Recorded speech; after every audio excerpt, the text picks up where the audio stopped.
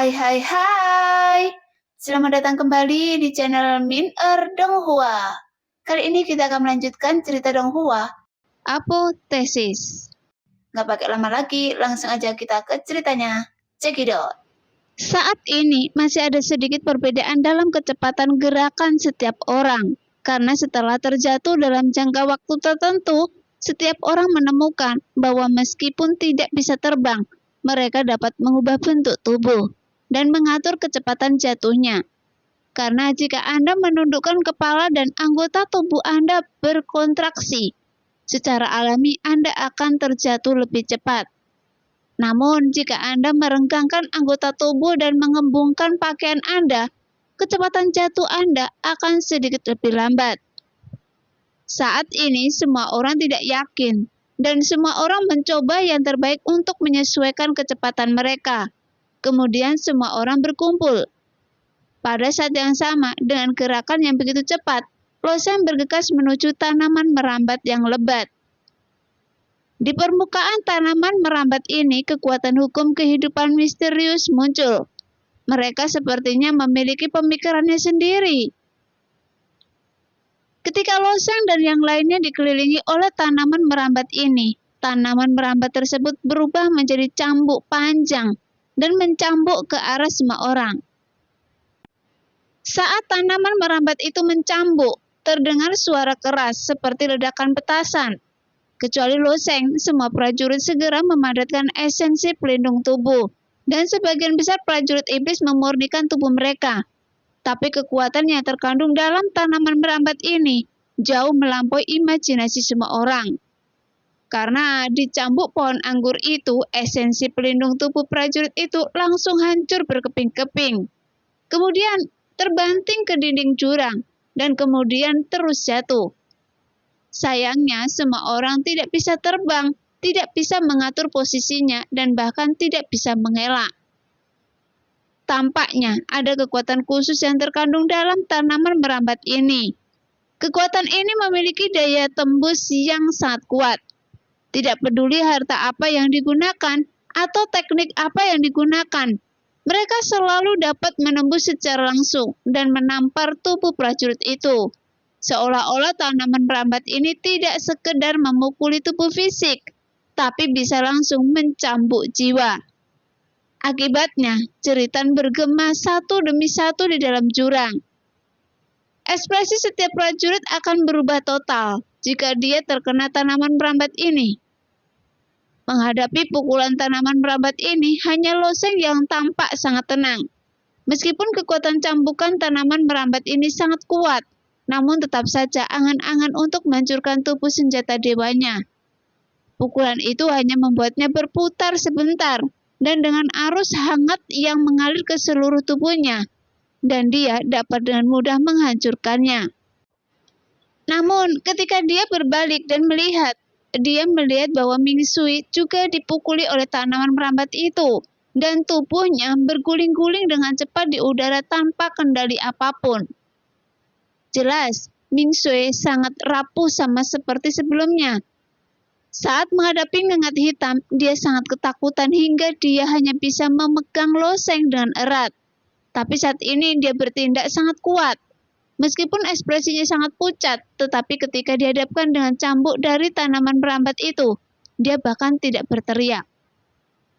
Setelah Ming Sui naik, pikirannya juga mengalami pasang surut.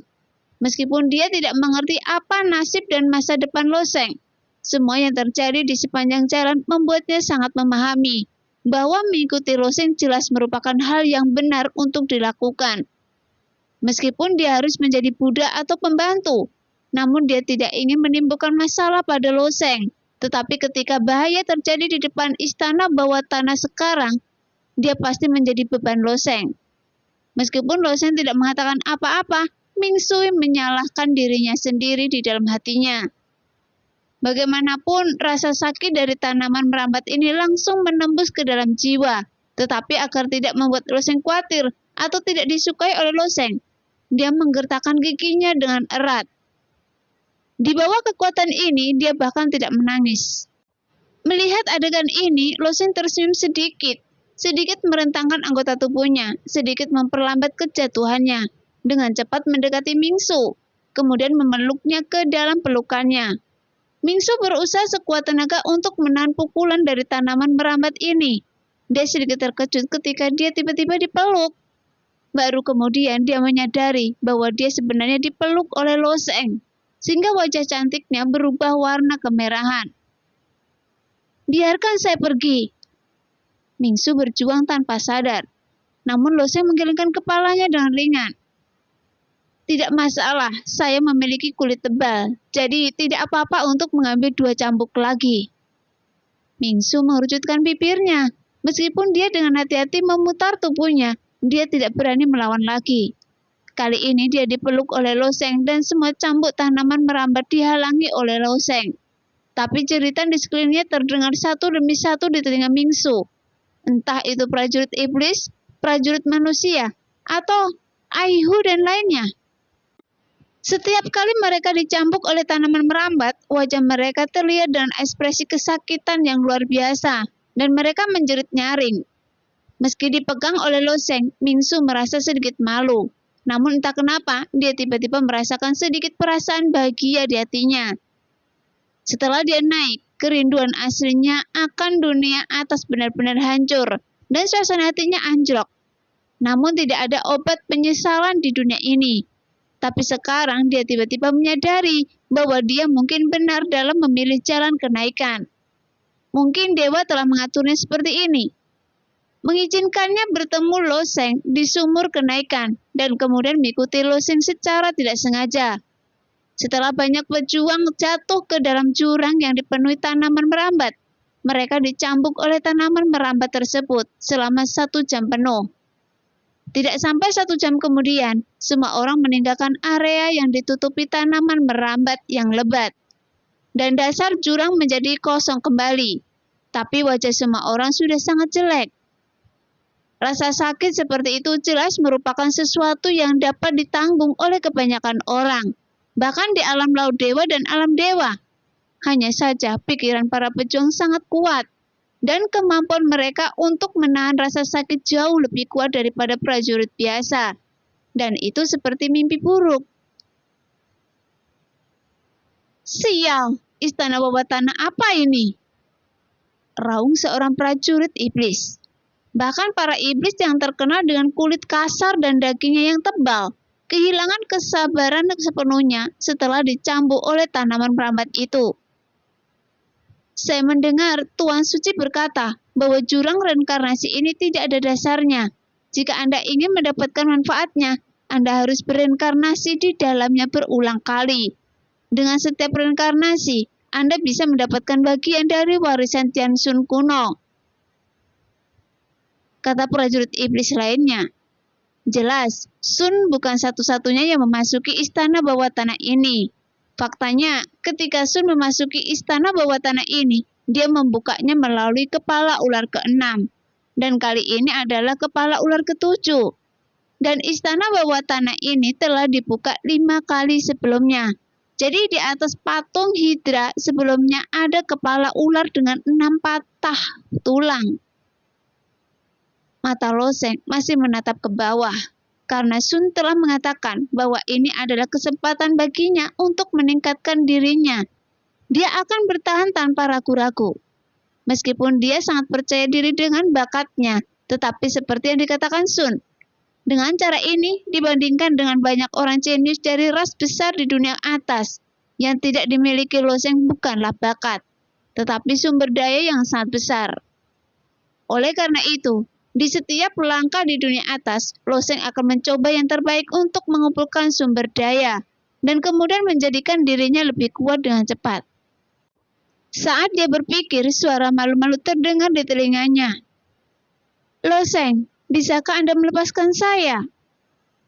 Mendengar suara ini, Lo Sheng teringat bahwa dia telah melewati area tanaman merambat dan tidak perlu lagi melindungi Mingsu.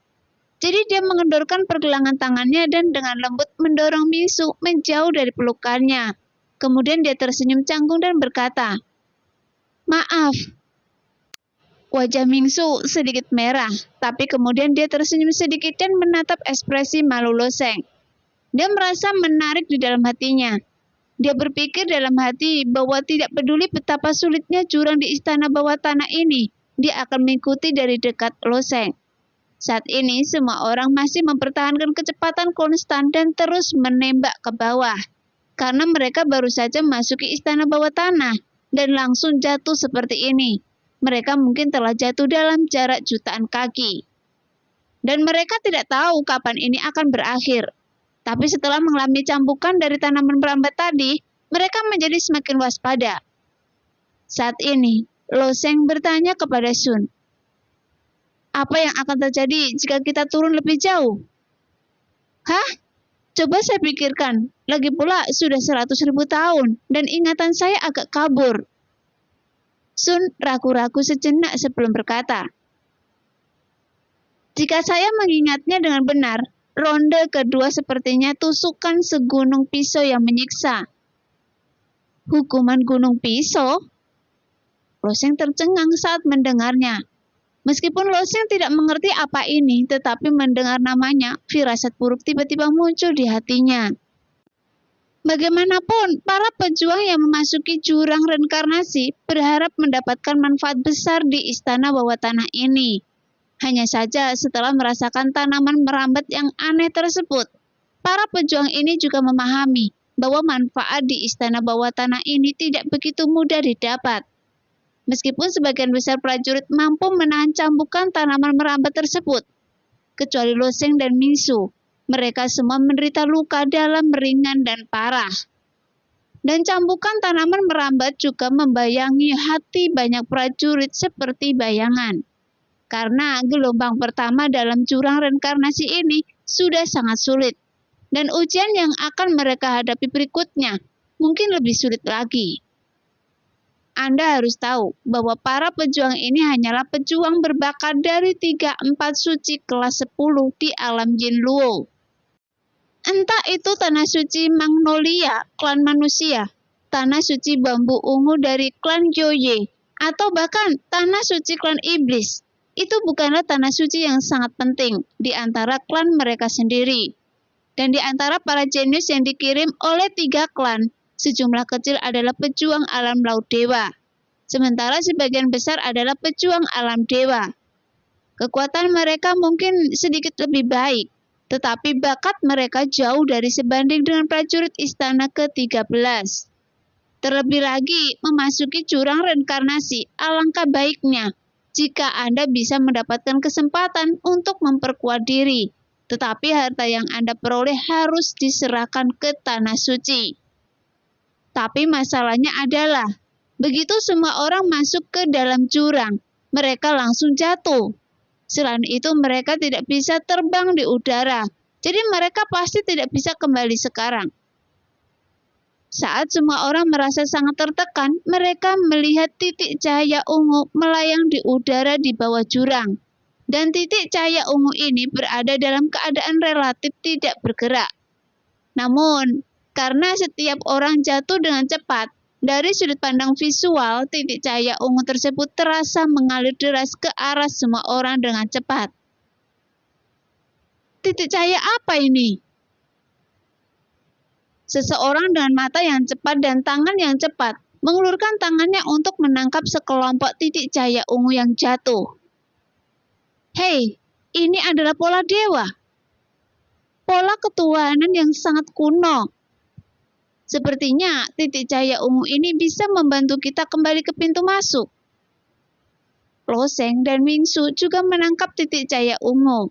Ketika mereka menangkap titik cahaya tersebut, kesadaran yang tak terlukiskan datang dari titik cahaya tersebut, dan mereka langsung memahami peran titik cahaya tersebut. Kembali, Loseng meraih titik cahaya itu dan tersenyum, mengulurkan tangannya dan mencubitnya dengan lembut, menghancurkannya.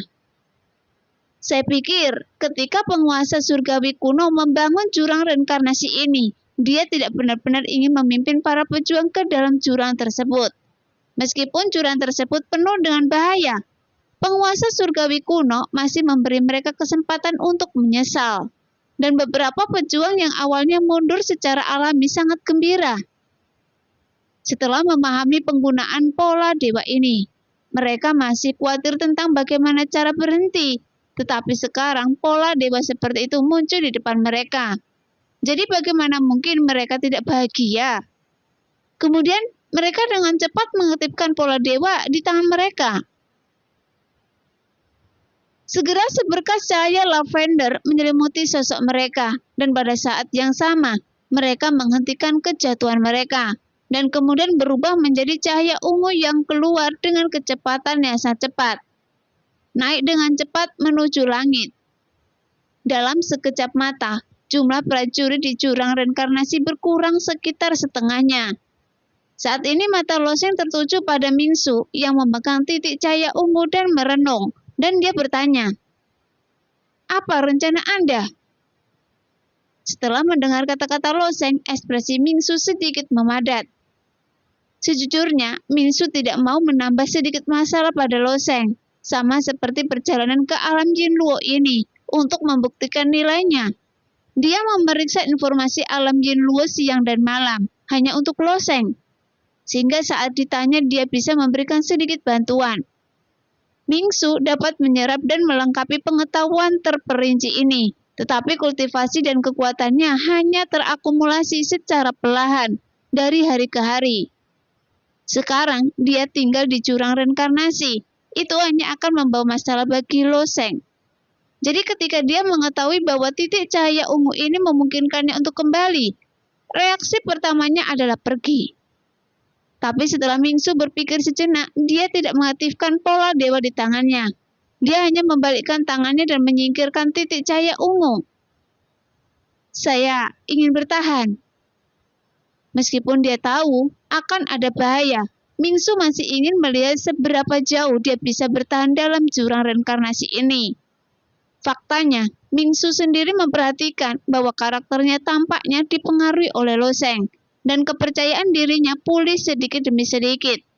Selama dia tinggal bersama Loseng, dia bisa merasakan kepercayaan abadi Loseng. Karena orang-orang di sekitarnya mudah tertular oleh kepercayaan diri Loseng, dan mereka juga menjadi percaya diri. "Baiklah," Loseng mengangguk. "Kalau begitu, bekerja keraslah." Sekarang, separuh prajurit yang tersisa tidak mengaktifkan pola dewa, tetapi sebagian besar prajurit seperti Mingsu tidak menghancurkan pola dewa ungu, tetapi menyimpannya untuk berjaga-jaga. Jika mereka tidak dapat bertahan dalam ujian berikutnya, atau akan menghadapi bahaya yang mengancam jiwa, dan mereka juga dapat memilih untuk mengaktifkan pola dewa. Namun ada satu orang yang melakukan gerakan yang sama seperti Loseng, dan itu adalah Aihu. Ketika dia mendapatkan titik cahaya ungu, dia mengerti bahwa pola dewa akan membawanya kembali jika diaktifkan, dan dia juga menghancurkannya. Bagaimanapun, Aihu dibebani dengan kebencian yang kuat, karena Feng Yu Tianxun hampir memberinya kematian. Jadi untuk menghadapi lawan seperti itu, Aihu juga mempertaruhkan dirinya sendiri. Dia ingin meningkatkan kultivasinya sebanyak mungkin sebelum medan perang impian dibuka. Ini adalah kesempatan terbesar dalam hidup Aihu, dan dia tidak akan pernah membiarkan dirinya berpikir untuk menyerah. Sekarang, semua orang terus jatuh dengan cepat. Setelah melewati titik cahaya ungu, sekitar sebatang dupa kemudian, garis putih tipis tiba-tiba muncul di dasar jurang. Garis tipis itu membentang di tengah jurang, membagi jurang besar menjadi 2,5 lingkaran. "Apa itu?" seseorang bertanya. Karena jaraknya yang masih jauh, tidak ada yang bisa melihat dengan jelas apa itu garis tipis putih itu. Namun ketika jarak semakin dekat, seseorang berteriak, "Pisau! Ini pisau yang besar!" Mata Loseng sedikit berkedip. Itu memang ada sebuah pisau, karena bilahnya menghadap langsung ke atas. Semua orang hanya melihat garis putih berkedip dengan cahaya dingin. Namun jika hanya sebilah pisau besar yang berdiri di dalam jurang, itu tidak menimbulkan ancaman apapun bagi semua orang. Lagi pula tidak ada orang yang dengan bodohnya akan menabraknya. Namun ketika pisau raksasa pertama yang ditempatkan di jurang raksasa muncul, pisau kedua segera muncul. Pisau kedua ini juga ditempatkan di dalam jurang, tetapi hanya separuh bilanya yang terlihat. Melihat pisau yang berkilauan itu, meskipun semua orang merasa sedikit kedinginan di hati mereka, mereka dapat dengan mudah menghindarinya dengan sedikit membelokkan tubuh mereka. Apakah ini hukuman gunung pisau? Loseng bertanya pada Sun. Mendengar itu, Sun tersenyum tipis. Anda akan mengetahuinya sambil melanjutkan. Begitu dia selesai berbicara, kali ini ada 3 pisau raksasa ditempatkan di dalam jurang, membentuk sudut kecil. Meskipun jumlah pisau raksasa bertambah dibandingkan dengan penampakan jurang yang sangat besar, para prajurit masih memiliki banyak ruang untuk menghindar. Namun satu orang secara tidak sengaja terbang melewati salah satu bilahnya dan hampir meleset. Dia terbelah 2 oleh pedang ini. Tapi saat semua orang turun, jumlah bilah di atas jurang juga terus bertambah, yang membuat semua orang terjatuh seperti ini. Dan tidak ada tempat untuk menangkap bola di udara, karena jika tubuh mereka tidak terlalu fleksibel, bahkan jika mereka dengan hati-hati menghindari pedangnya, mereka masih dalam bahaya untuk sementara. Seseorang pejuang gagal mengelak tepat waktu. Salah satu lengannya terpotong oleh pisau itu, yang membuat tetesan darah terciprat seperti hujan darah. Mendengar tangisan yang menyedihkan, Minsu menggigit bibirnya dan menatap pisau besar di bawah. Nasib terpotong oleh pisau ini bisa dibayangkan, jika itu hanya cambukan yang menyakitkan. Saat menghadapi tanaman merambat yang aneh itu hanya akan membunuhnya terluka. Tapi sekarang, pisau besar itu mengancam nyawanya, tapi dia hanya bisa memusatkan perhatiannya sepenuhnya dan mencoba yang terbaik untuk menghindari pisau putih keperakan itu. Namun sama seperti pejuang lainnya, sangat sulit untuk membalikkan arah di udara dan sangat tidak fleksibel. Memikirkan hal ini, Mingsu tiba-tiba mendapat ide dan melihat ke dinding jurang. Melihat gerakan Mingsu, mata Loseng menunjukkan keraguan, dan pada saat yang sama, suara Sun terdengar di benaknya. Hei, wanita itu pintar. Dia menemukan trik kecil ini begitu cepat. Namun, dinding jurang ini sangat halus dan tidak ada yang bisa dijadikan pegangan. Beberapa pejuang telah mencoba untuk menghancurkan dinding jurang sebelumnya, mencoba membuat lubang besar di dinding jurang. Tetapi setelah mencobanya bersekali, mereka menyadari bahwa mereka terlalu banyak berpikir. Karena ada juga penghalang samar yang menempel di dinding jurang. Penghalang itu tidak mencolok, tapi dengan kekuatan para prajurit ini, mustahil untuk menembus penghalang itu. Tapi Mingsu tidak ingin menempel di dinding jurang. Sebaliknya, dia menggerakkan tubuhnya sedekat mungkin ke dinding jurang, menjaga jarak sekitar 1 kaki dari dinding jurang. Kemudian dia menampar dinding jurang dengan 1 telapak tangan. Menggunakan dorongan ini untuk mengontrol arahnya di dalam jurang dan kemudian secara akurat menghindari pedang raksasa itu. Melihat pendekatan Mingsu, mata Loseng sedikit berbinar.